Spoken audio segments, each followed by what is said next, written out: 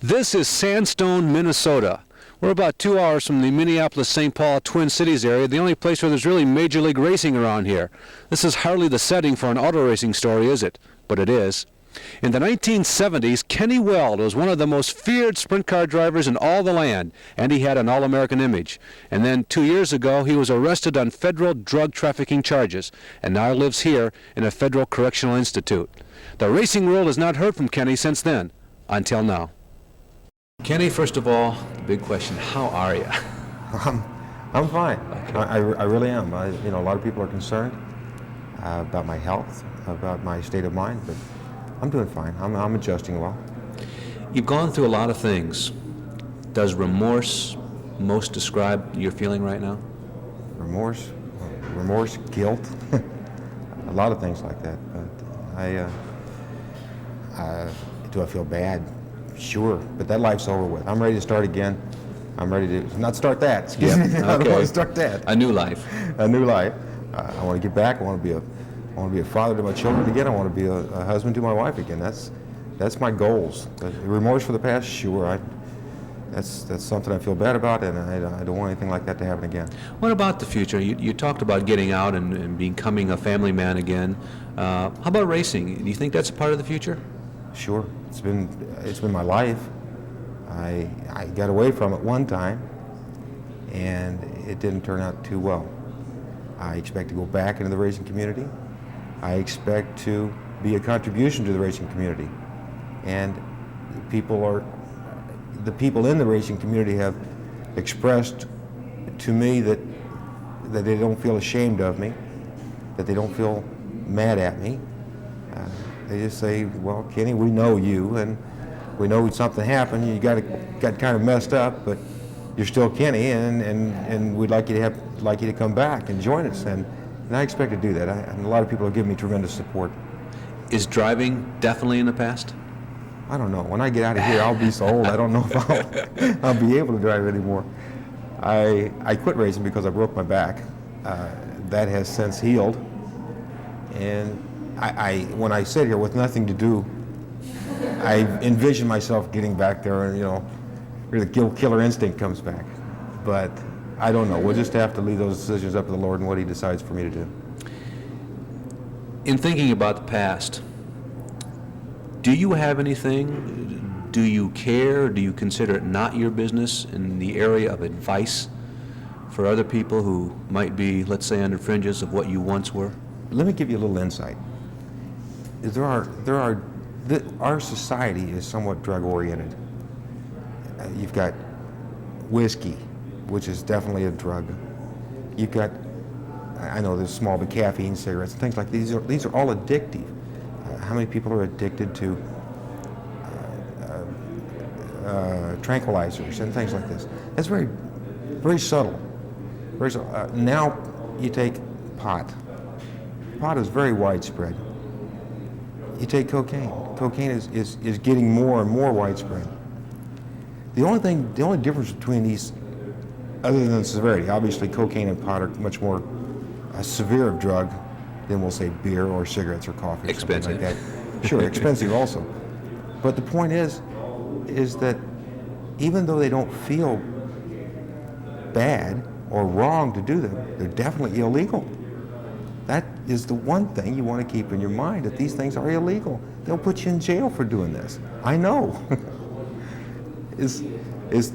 My advice is simply this, is that you've got to stay within the structure of our society. You've got to stay in that structure. You step outside the structure, there are rules and there are ways to reprimand people that do. It's as simple as that. I don't advocate the use of drugs. I think that there are a lot of drugs in our society that should be, if not outlawed, curtailed a considerable amount. But my advice is if you're contemplating something like that, you're going down the wrong road. You're just absolutely headed in the wrong direction. I realize that you're not really looking for sympathy, but is there something you would like people to think about when they think of you? I mean, do you want them to remember you as a great driver? A pretty good inventor, by the way. Are there any words briefly that you'd like people to think about when they think of Kenny Weld? Oh boy.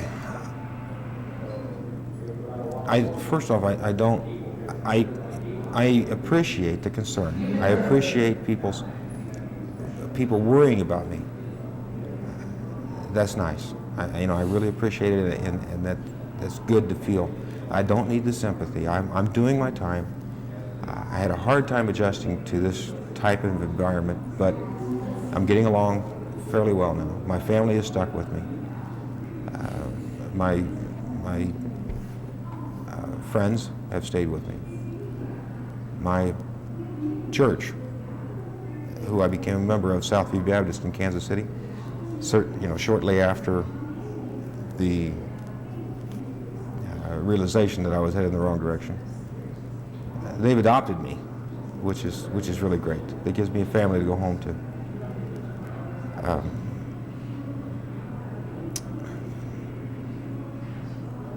Where was I at?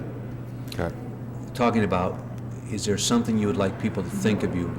Is there an adjective or something that you would like them to think in terms of when they think of Kenny Weld? Simply just think of me as a guy that made a mistake. That's all. I made a mistake. Fair enough. I know what happened. I don't think it'll happen again. I don't think it happened again? Well, excuse me. Wait a minute. It's not happening again. It's not going to happen again. Forget that. Forget me going back to jail. I'm not doing. This is not my life. I've got too many things to live for than to spend any more time in jail. There are statistics that are frightening in this place. 85% of the people that are married when they come in here go out divorced. 80% of the people that have ever been in jail are going to wind up back in jail. I'm fighting those odds. For whatever reason, it's tough to stay, if you're on parole, it's tough to stay out of jail. So I've got to be double good. All I need is your support when I get out of here. Don't look at me as being a freak because I'm an ex-con. I'm going to be rejoining society, and I just hope everybody will remember that. Let me turn the tables. One last question. We're going to have to. A lot of people, if they had the chance, would ask you a lot of things. Is there anything that you haven't been asked that you would like to say, or that maybe you think that has not been said or asked of you? Is there anything that comes to your mind? Tough question. Yeah, real tough. No, I don't know. Fair enough. I don't know where you're going with that. Okay. Let me ask you one other thing then. It's impossible to separate your career with Jan Opperman's. I mean, you guys just kept crossing paths and racing against each other, and I know you've had contact with Jan since you've been in here. How's he doing? Jan's not doing very well at all. He's really having a hard time, much harder than myself.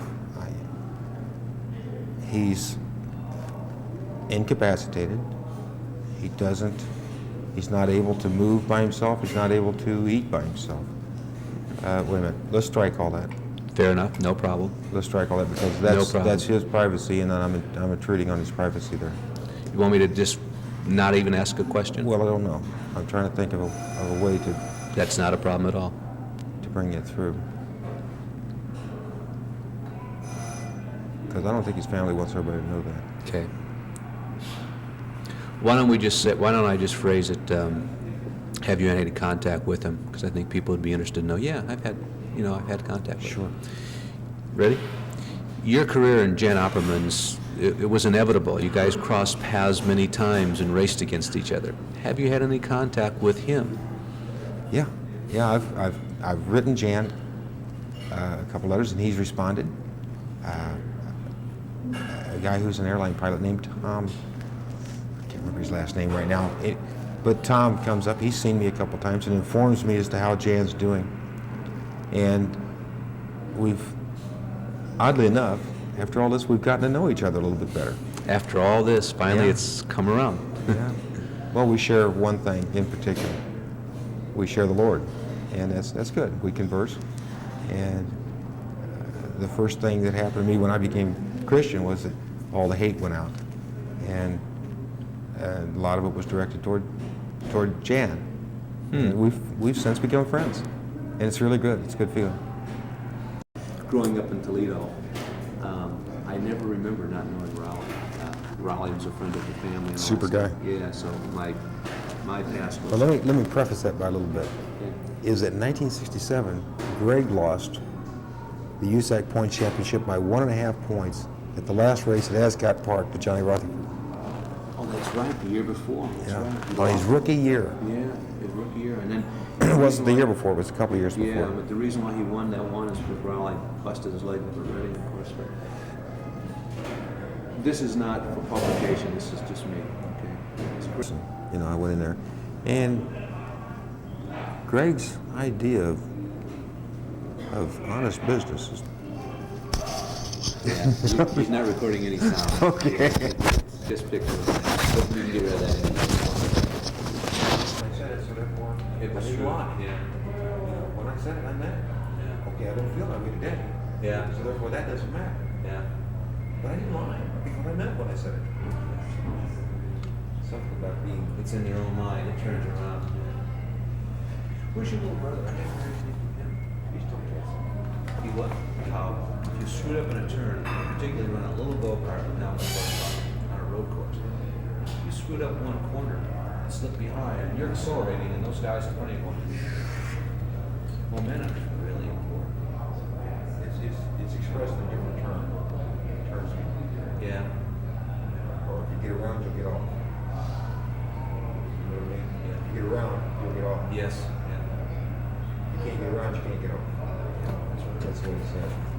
Yeah, I admit the few. I was telling him that earlier. I said, it's not how big a rooster tail you can throw up or how spectacular you are through the corners. It's You see these pictures of this guy's double sideways. Both left side wheels off the ground. Dirt flying over the fence. You say, man, that guy's really moving. He ain't going nowhere. That's exactly right. This guy made a mistake. And so he got 2 wheels off the ground, he did it on purpose. He's making good pictures for the photographer, is what he's doing. He made a mistake. This guy ain't going nowhere. I had a Monday dog style. Outdoor was a place we could really look spectacular right through those high bank corners. Raleigh was the same way. I remember him getting right up on the lip of that racetrack, particularly at night. There's a nice wet cushion up there that far away from the wall. I remember seeing him run around those corners as straight as an arrow, just banging that right rear wheel off the little wall, getting around and passing it. I wanted to ask you about your Toastmasters. What is that? Does that actually once a month or No, once a week. Every Saturday night. And what it is a speaking club. Which is good. You know, when you hear one of those terminology lines, expressions, it sounds kind of dramatic. It is. I mean, it's actually people when they feel inability to express themselves in any way, they'll turn to violence. You know, you can't talk to his own, and the first thing they'll do is hit the guy. You can't reach people. That's what Toastmasters teach you. They teach you how to speak. They teach you how to collect your thoughts, how to express them. You want to get your point across, but the frustration's going out. interesting? So what do? Do you have people come in and Well, what we do every Saturday night, we have a program which consists of we do a tabletop. The guy gets up and asks questions.